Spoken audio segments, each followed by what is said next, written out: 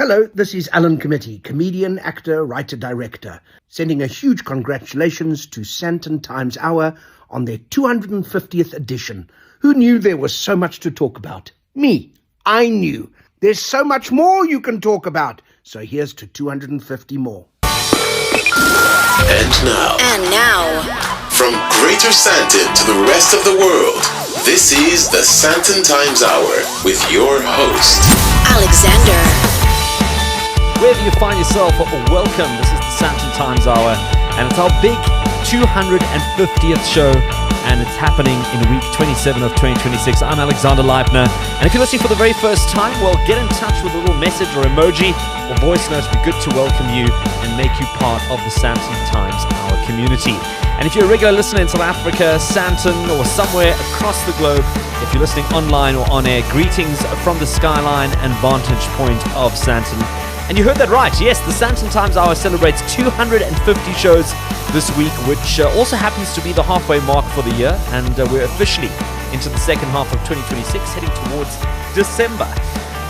What started out as a very simple podcast in the first week of lockdown in 2020 has evolved into a national radio show available across FM, streaming, the satellite audio bouquet, and all major local and international podcast platforms. And for that, I'm extremely grateful and honored to celebrate this milestone with you. Celebrating with us will be a few of the voices this hour, some of the guests who've been part of the last 250 shows over the last 6 years. And speaking of celebrating, congratulations as well to Bafana on making history this week, beating South Korea and heading into the round of 32 at the FIFA World Cup. Let's hope there's more to come.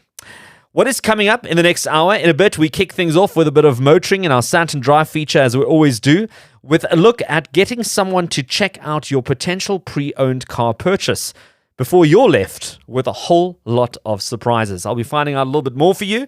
Then I take a look back at 250 shows and bring you some of the most memorable moments of the Sandton Times Hour over the last 6 years. As always, I then catch up with our regular entertainment commentator to take a look at the latest entertainment to watch out for this week. And finally, if you enjoy a getaway to the bush, you know how much of a difference a great guide can make. Well, I'll be speaking to the best in the game this year and a whole lot more coming up on the Sandton Times Hour. As always, I'd love to hear from you and maybe get a chance to share some of your feedback. So why don't you do so by getting in touch with your questions, comments, and feedback. You can do so on editor at sandtontimes.co.za if you want to pop us an email. You can connect on social media at Sandton Times, or why not use the WhatsApp line 084 Sandton. That's 084 726 3866, and you can leave us a message like this one. This is Matt from Tiamo Daily. Big ups to the Sandton Times Hour on its 250th edition. Here's to your next 250. Woohoo! And if you're not part of the podcast community yet, be sure to subscribe to the Sandton Times Hour on all major podcast platforms, whichever one you prefer. It's free for nix, or what do they say? Free 95. And you can catch up on previous interviews and chats and so much more. WhatsApp your voice notes to the Sandton Times Hour on 084 Sandton. That's 084 726 3866. Hi, it's Shannon Ezra. I wanted to wish congratulations on reaching your 250th episode. It's an incredible achievement and a testament to the passion, consistency, and curiosity that have driven the show from its beginnings during lockdown to the success it enjoys today. Thank you for creating a platform for meaningful conversations and for inviting me to be part of that journey. Wishing you many more episodes and continued success. And we're back. The Sandton Times Hour continues. All right, this week on the Sandton Drive, we're going to take a look at the whole idea of buying a second-hand car, or a car that you might not quite know where it's coming from. And I know a lot of people in South Africa look to pre-owned vehicles, demo vehicles, vehicles that have been driven before that aren't brand new off the factory floor. And even there, probably there's some issues with cars. But if you are looking at cars that have had a previous owner, or maybe more than one, how do you know what you're really getting? And for most South Africans, you rely on the dealership, you rely on the seller telling you what you think is the correct answer, is what you want to hear, is You're hoping that it's somebody who's driven this car once a week to the grocery store and back, and everything is in mint condition, even though the car's 10 years old. But you're never quite sure what you're getting. And in some instances, someone might call in a third party, maybe a testing facility or an individual, or some people might even take their mechanic down to the local dealership to get their expert opinion on it. But it's something that I think very few South Africans do, is check what they're buying and making sure that what the paperwork says is what they actually have under the hood. Well, here to chat to me about this and the whole industry of buying a second-hand vehicle is Malcolm Cavie.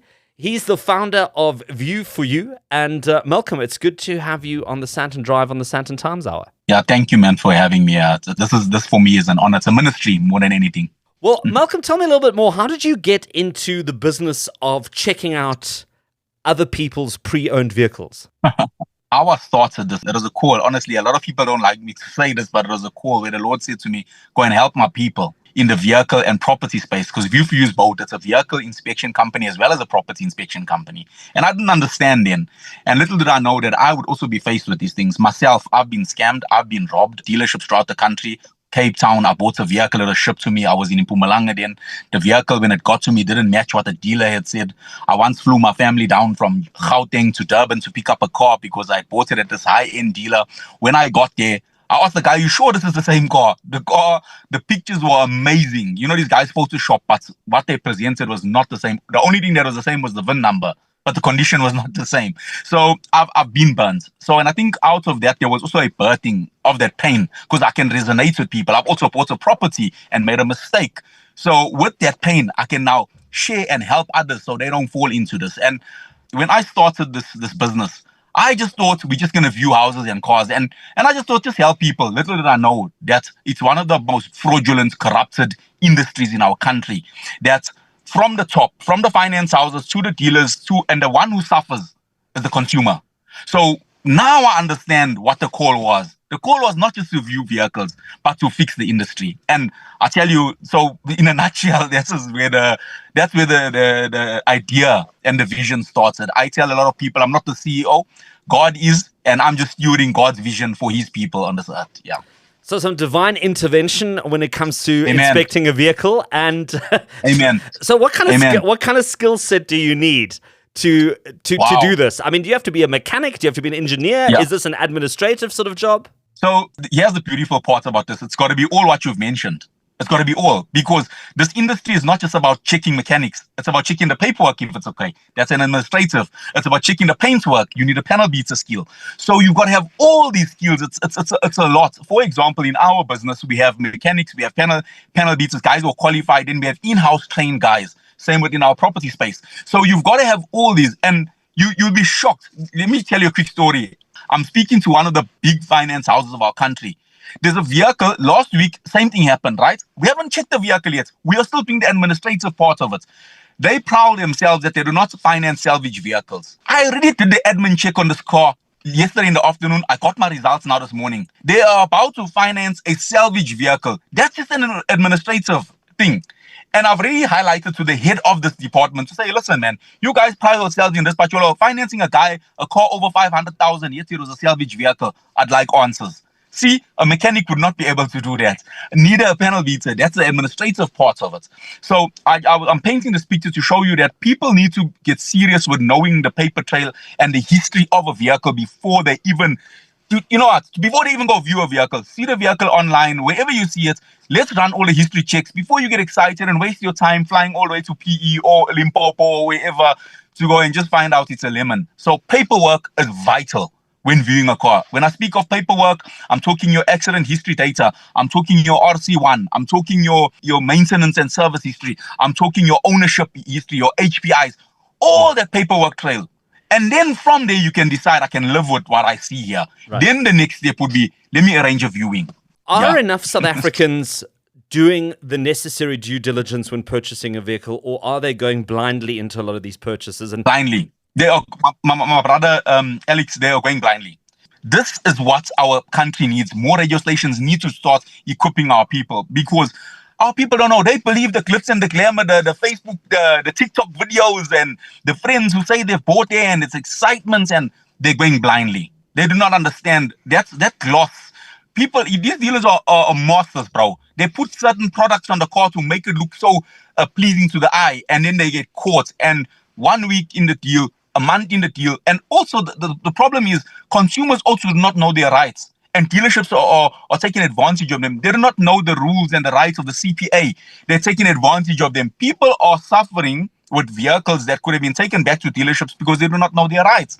So people in South Africa are really blind when it comes to vehicles. A lot of the people are going for price, and that is what's catching them.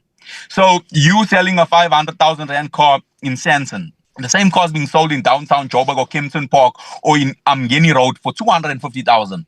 Everything looks the same. The mileage is even lesser in Umgeni Road, in Voortrekker, in Cape Town. Everything looks the same. Where are you going to go? You're going to go for the 250,000, and you're going to avoid that dealership in Sandton or in Amhlanga or wherever because you thinking these guys are.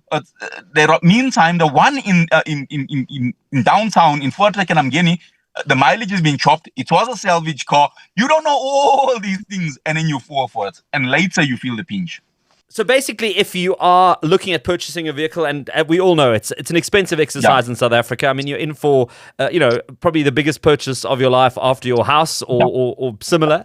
It's worth putting in that extra bit of money to make sure that you are getting what you're being told you're getting and not ending up, as you say, with a lemon of a car that might end up costing you a lot, if not 100%. even driving at all. So there you have it, Malcolm Cavie. He's the founder of View for You. We'll put some details up on the website as well if people want to get in touch and maybe have a chat and find out a little bit more. That's all we have time for on the Sandton Drive right now on the Sandton Times Hour, but it's great chatting to you. Bless you, man, Alex. Nice being on your show, man. Follow the Sandton Times on social media at Sandton Times.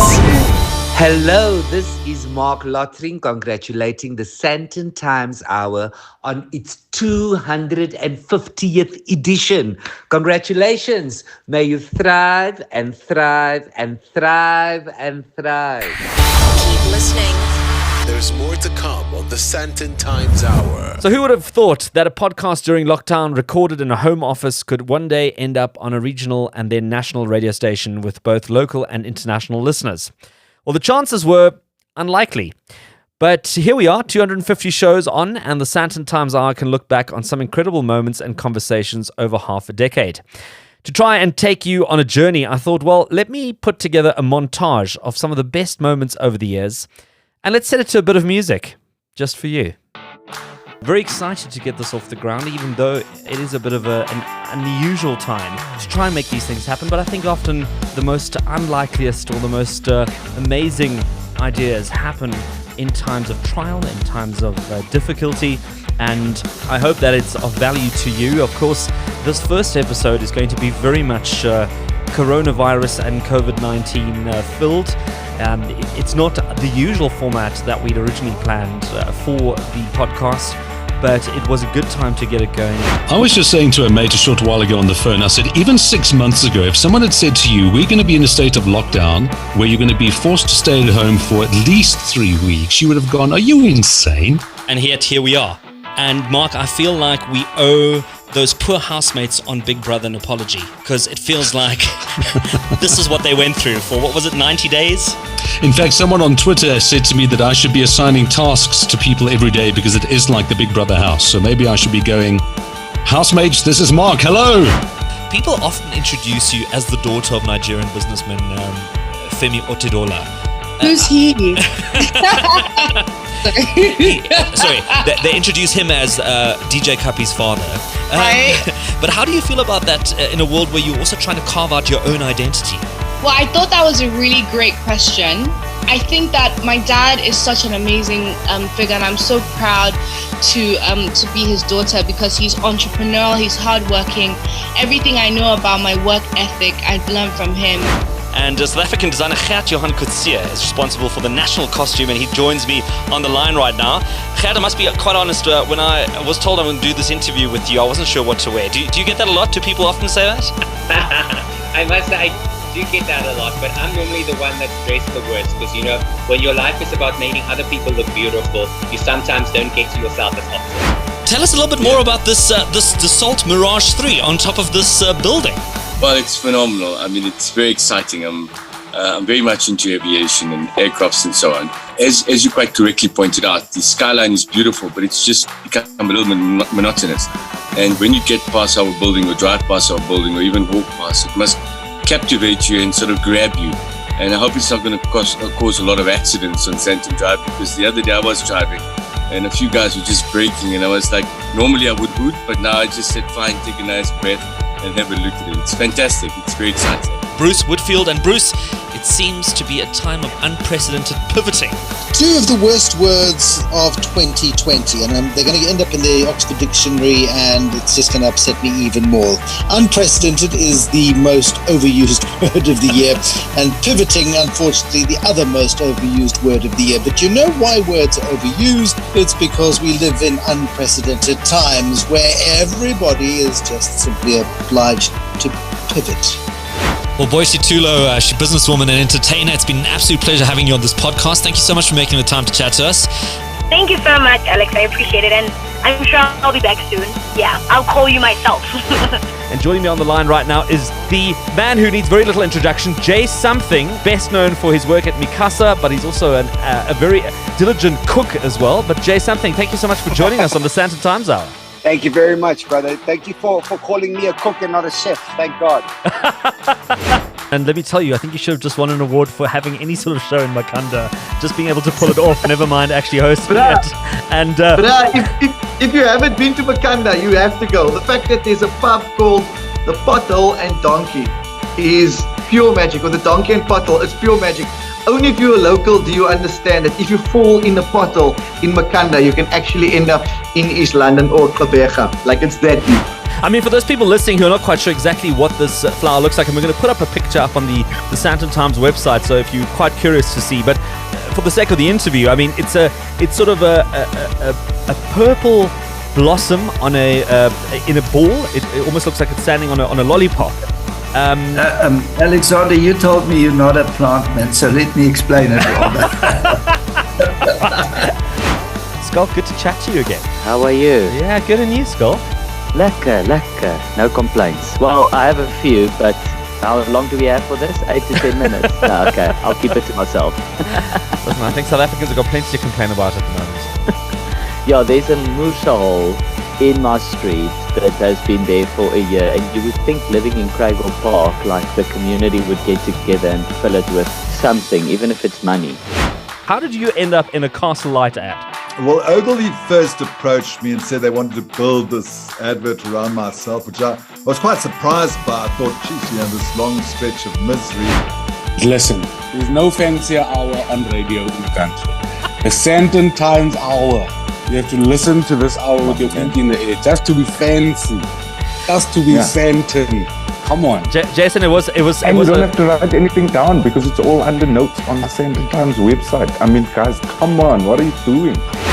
John, it's been such an honor and pleasure to reconnect with you on the occasion of your latest TV project. Alex, great chatting to you again, and congratulations on what you've done. Well, here's to the next 250 shows and beyond. And for those of you who've been part of the journey from the first minute, a heartfelt thank you. Without your support, not sure we'd be here right now. And for those newcomers, thank you for coming along for the ride, and I hope you're going to be joining us for the long run. The best of Sandton and beyond. You're listening to the Sandton Times Hour. Hi, Dan Nicol here from Dan Really Likes Wine and the Dan Nicol Show. Congratulations, the Sandton Times Hour on 250 cracking episodes. Looking forward to plenty more. Connect with the Sandton Times. Email editor at sandtontimes.co.za. And as we head into the second half of the Sandton Times Hour, my name is Alexander Leipner, and a quick reminder that if you caught something on the show this week that you wanted to find out a little bit more about, well, you can discover that on the show notes on the website sandtontimes.co.za, where we endeavor to give you some more reading, some links, some further details, contact information, pricing, whatever it is that we spoke about, and add that to your reading whilst you listen to the show. Also, be sure to check out the social media accounts at Sandton Times on your preferred social media platform, and the WhatsApp number 084 Sandton. That's 084 726 3866 remains open for you to send through your voice notes, your text messages, and so much more. It'd be great to share those on some upcoming shows. And that's our exclusive Sandton Times WhatsApp number. But right now, looking at the clock, it's time to connect with all things entertainment. And of course, we cross to Tat Wolfen, who is our regular entertainment commentator. And Tat, you had dinner with a countess this week. Hi, Alex. I did indeed. Yes, the Royal Countess Zingara. Now, for folks who are unfamiliar with Zingara, the concept is an amazing European type of entertainment experience that first started about, was it a decade or more ago? I think it was more than a decade ago. And it was initially at Monte Cassino. It's now moved to Melrose Arch. But what they've done is they've taken a traditional European type tent that entertainment used to be presented in Europe hundreds of years ago. And they've recreated that whole vibe. But of course, it also has all the additional accoutrement of modern day technology, showbiz technology. So when you walk into this tent, there's this lighting and color and fantasy. You really, when you walk into the Zingara tent, you are walking into another world.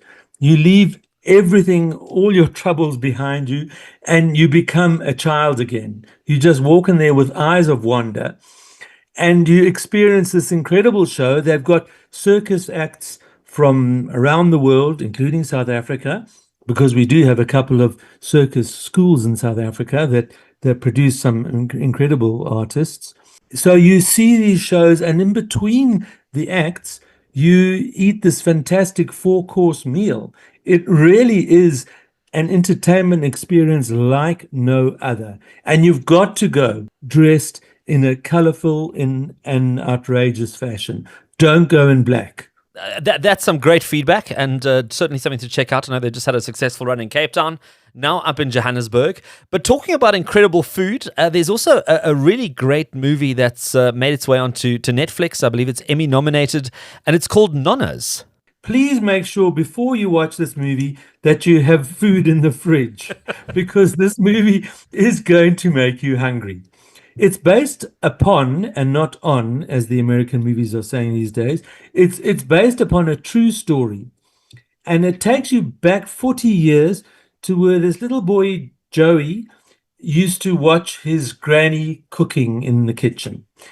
And then it cuts to the present, to his mother's funeral, and it's where he decides, I don't want to give too much away, but this guy who works at the transport authority with buses and tires and all that kind of stuff, he decides he's going to open an Italian restaurant in honor of his mother. And the lead character is Vince Vaughn, who is one of those good old regular guys, and I think most people find him impossible to dislike. You know, he has the same everyman quality as James Stewart had in the movies of the 30s, 40s, and 50s. And it certainly is a feel-good movie. I don't want to give too much away, but the premise of the movie, and the premise actually of this real-life story, is that this guy so loved his granny's cooking that he thought, yes, I want to open an Italian restaurant, but why not have the chefs to be grannies? Why not take some real life Italian grannies? And you know how it is in modern Western society, is that older people get discarded. You know, they're just like sidelined, and they're just sort of waiting to die. And he's thought, no, why not give them some purpose in their lives, and also let people taste the culture of his family and his home country. Well, his tradition, let's say not his home country because he was born in the United States, but that lovely culture that's handed down when you're living in an immigrant community.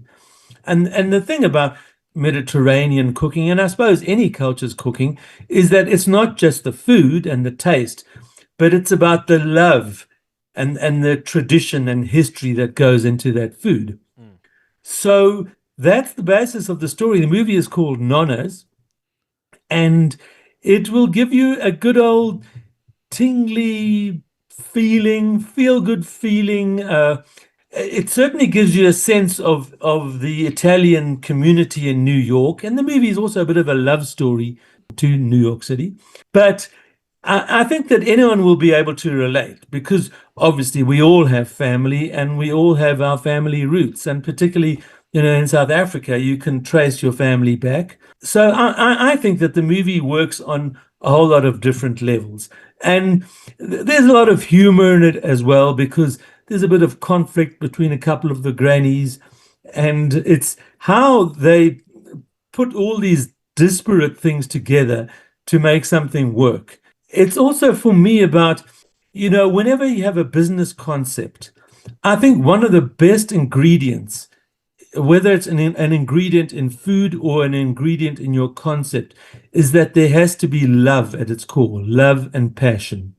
Yeah, and it's a great movie. I also thoroughly enjoyed it. And the idea of hiring these pensioners or people who are no longer active in society. I know that there's a coffee shop in Vienna where they hire also people in their 70s or 80s, grandparents who bake the cakes, make the coffee. The people who attend love it because they can taste that sort of homemade love that is baked into the cakes and into the coffee. And it gives these people a purpose, an income, and I think it's a great concept and we should see more of it.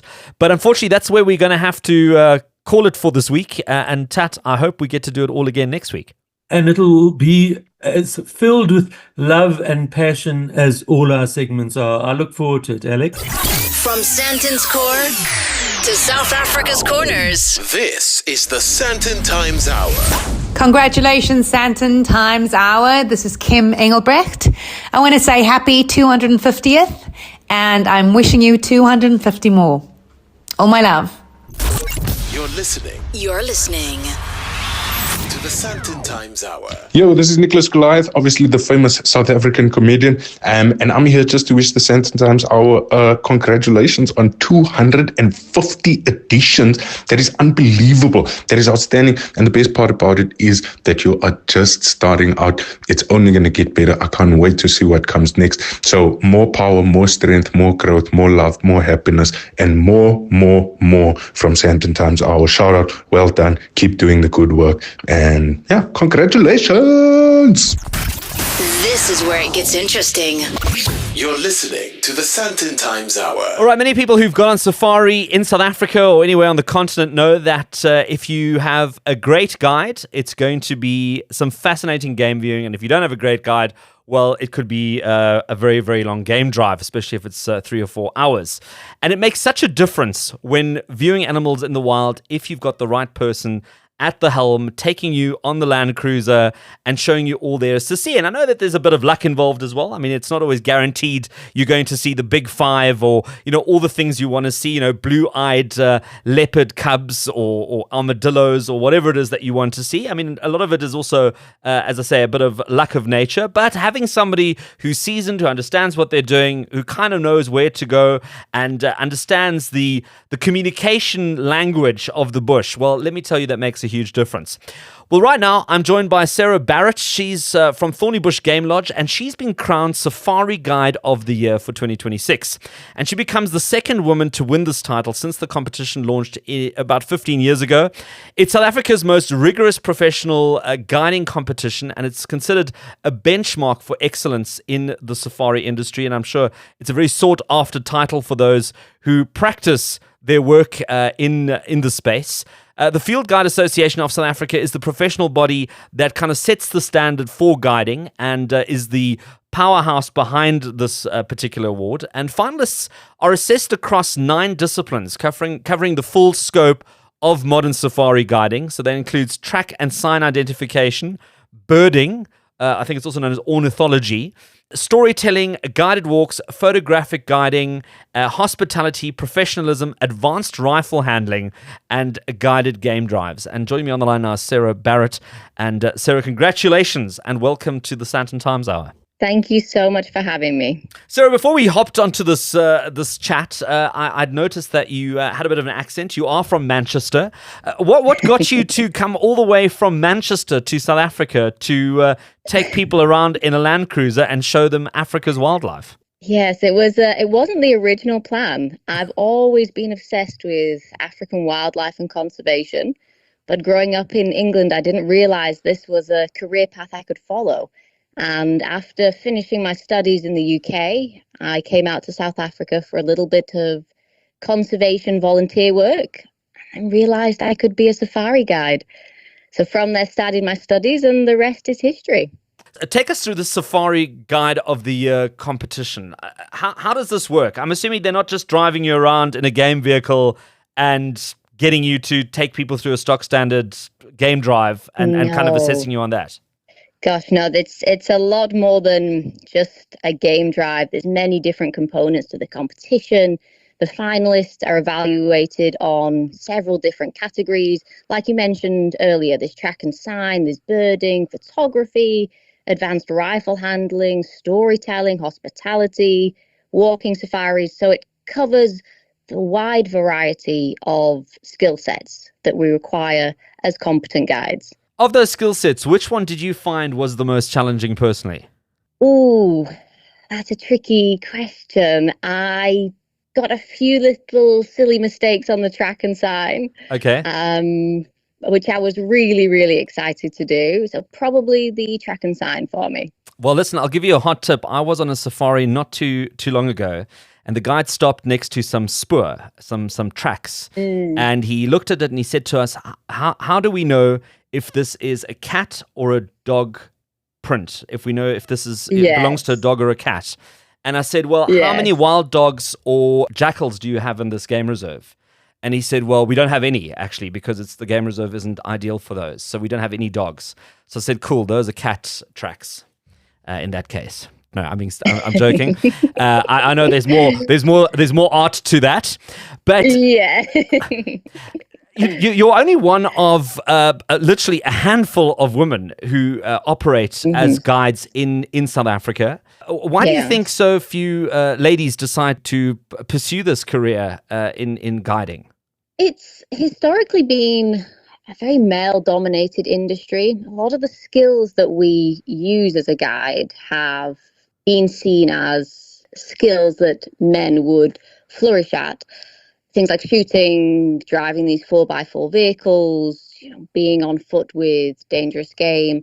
But it is, of course, something that women are just as capable at. And we are seeing more women starting to enter the industry, which is wonderful. And they are doing an incredible job.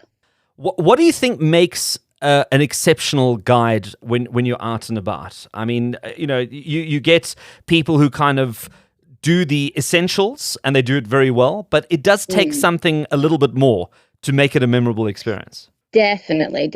With a good guide, you will see a lot of what nature has to offer. But with an exceptional guide, you don't just view nature, you will leave feeling connected to it.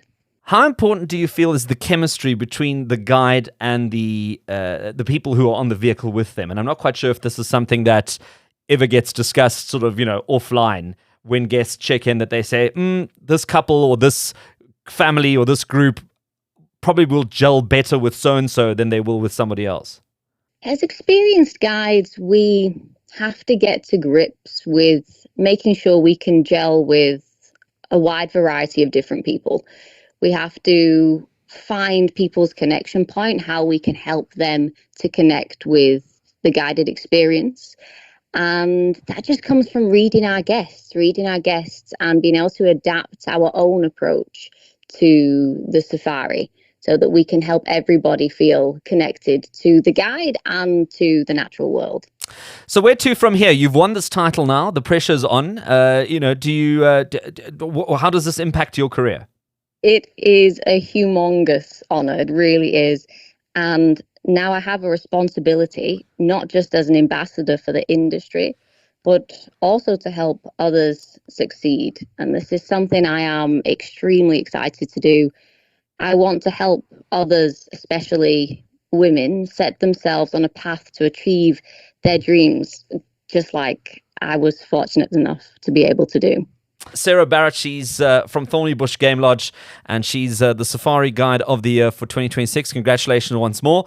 And Sarah, hopefully we'll have the privilege of getting to be as part of one of your game drives and see how your guiding weighs up in this highly competitive industry, and see some incredible things with you. So Sarah, thank you so much for making the time to be on the Sandton Times Hour. Thank you so much. Thank you so much. It's been great. Well, that's it. Time to wrap up the Sandton Times Hour this week. And feel free to send through your questions, comments, and feedback to editor@sandtontimes.co.za.